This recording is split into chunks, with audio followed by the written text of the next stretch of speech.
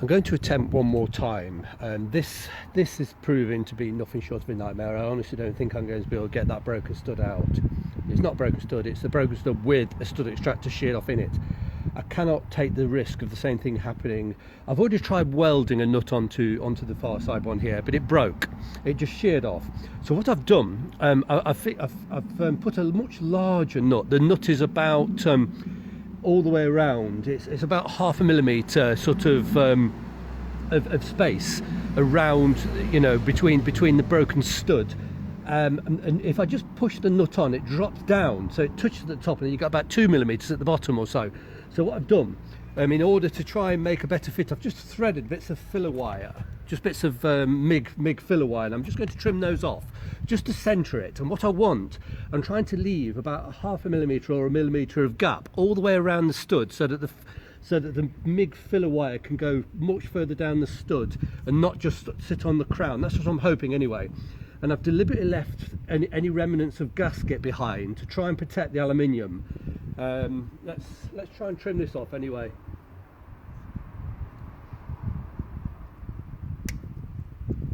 Just trimming off the excess.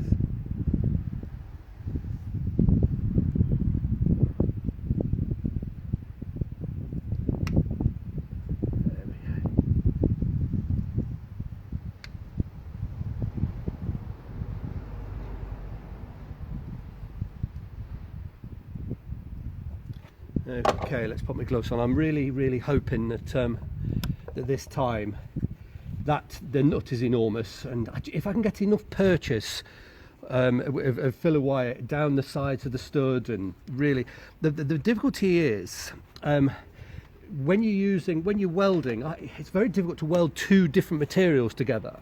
They melt at differing rates. So the actual shiny nut is actually quite soft, and the stud is extremely hard, and it melts much slower. So as I'm welding this, the nut starts to disintegrate before it's made a decent purchase on the a decent penetration on the stud. So what I'm going to try and do, because of course when I've got the visor on, I can't see what I'm doing, but I'm going to really try and aim and get as much heat into the centre and as much penetration deep onto onto the stud. Then I'm going to try and fill the gap down the side, because there is a gap. It's only about 0.5 millimetre or so, but try and sort of send it down the side and then try and fill it in. Anyway, I need my mask. Switch the MIG welder on.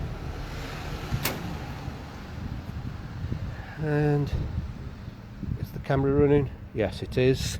Right, I've got one chance at this basically, so let's hope I get it right. You won't be able to hear me talking because I'm not wearing a lapel mic.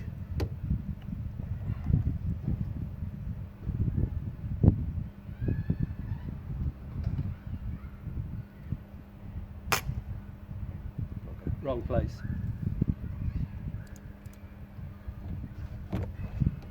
We just trim the filler wire down, right down. So that's the problem. I can't see as I'm leaning in, and I'm just trying not to let's have a look.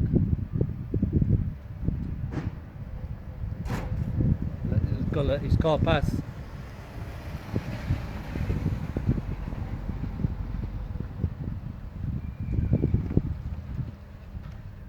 Okay. Here we go.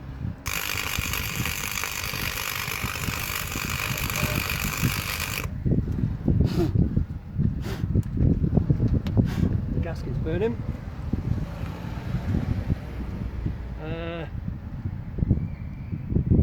Oh. That either worked or it didn't. I won't get another chance. I can't go anymore. Turn the welder off. Let me pause the camera whilst I find the socket set the right size. I forgot to check and pick up the socket, so let me just pause the camera. As you can see, I've repositioned the camera. I've actually let it cool for about 10 minutes, giving it plenty of penetrating fluid, but the amount of heat that was on there, it was glowing cherry red.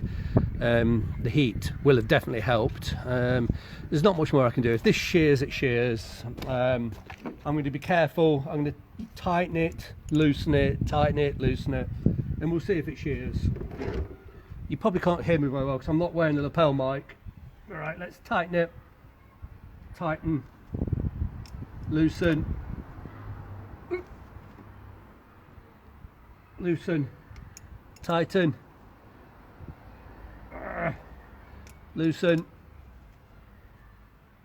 Oh, something's happening. It feels like this. It feels like the stud is twisting, and I'm sure it feels like the others. It feels like it's starting to shear. Tighten, loosen. Oh, you devil! Come on. Oh, hang on a minute. What's going on here? Here we go. Looks like I might have cracked it. Well, well, well. Patience. I couldn't be happier. This is coming out. I'm so thrilled. Yep, that's coming out. Unbelievable. Okay. What a... My inexperience as well with the last stud. Let's have a look. Let's bring that into the camera. You can see the penetration is almost through. But yeah, I've done it, thankfully. I think, truthfully, I think I'll probably get away with this. I've tried everything that a person could try to get that stud out. I'm not going to be able to tap it out. I'm not going to drill it. It just is impossible. The only way to get that out is to take the cylinder head off the car, have the cylinder head bolted down tight, and have a machine, you know, you know, with incredibly hard steel, and drill it out slowly.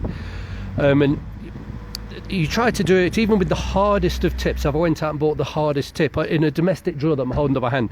It to be wobbling about. I can't centre punch. You know, it's too hard to be able to centre punch. There's just no way of doing it by hand. It's a specialist machine job. I'm going to have to live with a broken stud until one day when this cylinder head has to come off. So I'll clean all this absolute mess up. I'm absolutely thrilled to have that out. I was starting to really panic, to be honest with you, thinking bloody hell. But if I got all four corners bolted down, I might get away with that one in the middle. I suspect I will if I clean it and dress it enough. And I'm trying to work out, because as I understand it, gaskets, exhaust manifold gaskets, go on dry, and I'm wondering if there is a benefit or a disadvantage to adding a tiny little bit of exhaust compound to both sides, and just bearing in mind that we are a stud short and I need to do everything I can. Now, I've never fitted one before, I don't know, but I should be so grateful if anybody's sort of experienced and would give me a comment as to whether it's better to just put the gasket on dry, or just a little smear of exhaust paste, or even if I only put paste around this. I don't know, I really don't know. I just need, perhaps I do need a bit of advice if anybody can share that with me. Do I in this instance, do I fit the gasket dry, or just add a little bit of exhaust paste? If you please let me know if you and please, and don't guess. Please don't guess. Only we are wishing to beg, and please only sort of suggest if you really do know, because I'm guessing. I don't need any more guesses.